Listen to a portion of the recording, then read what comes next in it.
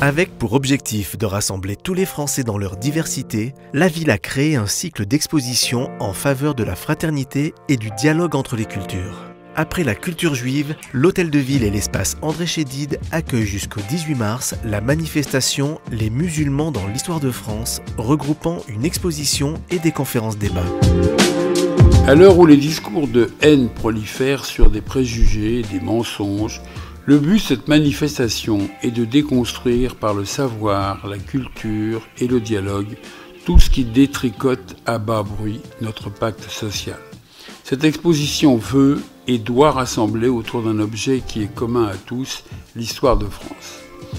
Cette exposition, elle revient en fait sur les apports des musulmans, les influences, les présences des musulmans dans l'histoire de France.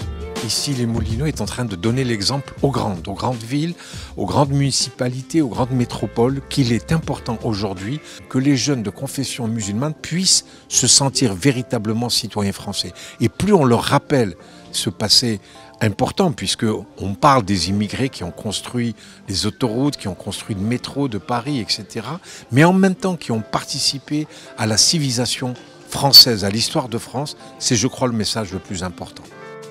Les objectifs de cette exposition sont de parler et promouvoir la place des musulmans dans l'histoire de France, lutter à travers le savoir et la connaissance contre toute forme de préjugés, de malentendus vis-à-vis de l'islam et des musulmans de France, et enfin promouvoir la valeur de la fraternité qui est chère à notre République et à l'ensemble de nos concitoyens.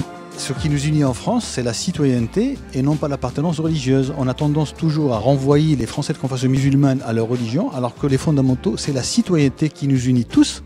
Et cette exposition nous permet de mettre en valeur notre conception de la citoyenneté et en même temps de parler cette histoire commune de la France depuis la période médiévale jusqu'à aujourd'hui.